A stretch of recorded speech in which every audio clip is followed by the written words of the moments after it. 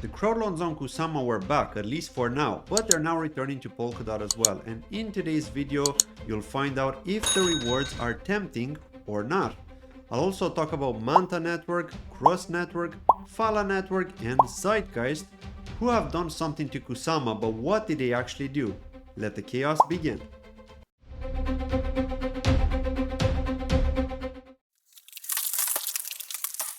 Hello and welcome. If this is your first time here, my name is Claudio and this is Crowdloan Chain. To begin with the parachain auctions on Polkadot, there are currently two crowdloans running, Peaq Network and InvArch Network, both actually paying out rewards for contributions, but one offers something more than the other. Let's look into the details. Peaq currently has just over 55k DOT in contributions with a cap of 300k DOT, while InvArch has over 23k DOT in contributions with a cap of 150k. There are currently no bids because the auction hasn't resumed yet since the last one, where Moonsama in turn battled it out for the last win in the round. To begin with Peaq Network, the economy of things on Polkadot. They're offering 42 million Peaq for each DOT contributed, but their max supply is 4.2 billion, so only 1% of the total supply is allocated to the crowdloans, which work out at 150 Peaq per DOT. You'll also be getting a 5% bonus if you contribute 5,000 DOT, which is worth over 31k at the time of doing this video, so that's a lot and seems to be very whale centric. The other thing to note is that you will not be getting too many Peaq unlocked to you at TGE because they decided to conduct a 24-month linear vesting, which is odd because it should have been 22 months as that's the timeline it takes to get your DOT back and for the lease to expire, but they either made a mistake with this info or will overrun their distribution period, which I'm not even sure is possible.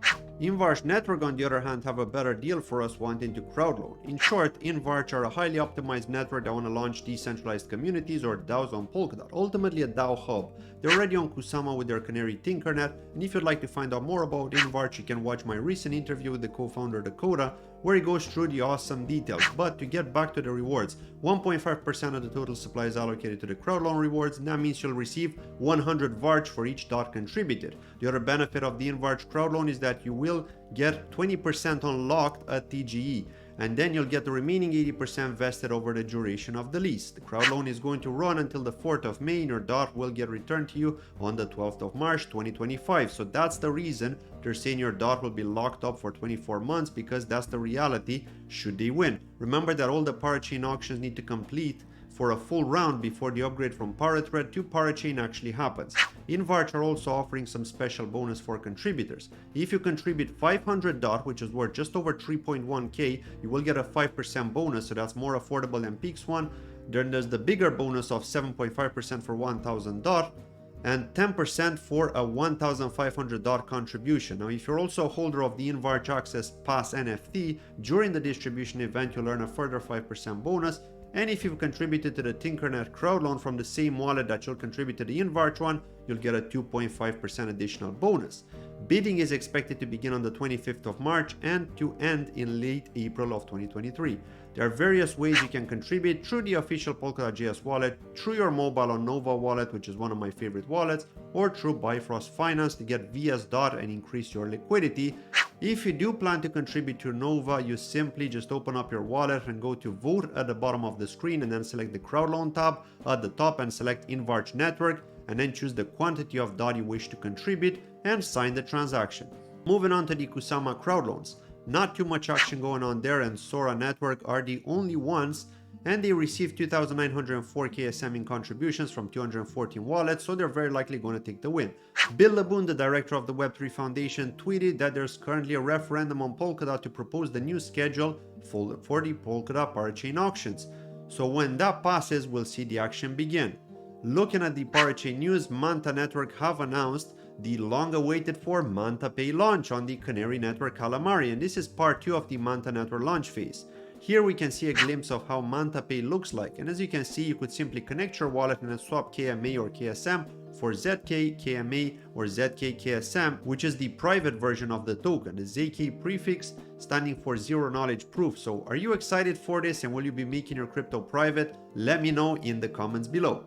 Crust Network have also announced a big launch. They announced Crust Cloud, which is a Web3 toolsuit for all decentralized storage and hosting needs. Because it's on the cloud, it makes it easier to purchase, access, and own data storage capacities. So the Crust team have really stepped up their game, aside from the already having a large ecosystem of integration. Phala Network also shared that they have attended ETH Denver, so they've met with collaborators, partners, and ecosystem leaders at the conference.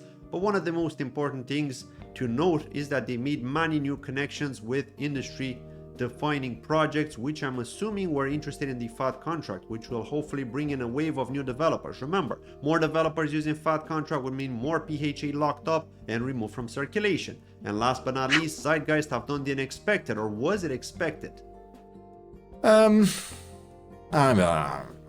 Maybe. They have completed a migration from Kusama to Polkadot because Zeitgeist were only on Kusama to begin with, so they won't have to migrate any coins or struggle to please the community from that aspect. ZTG coin will simply be used within the Polkadot ecosystem.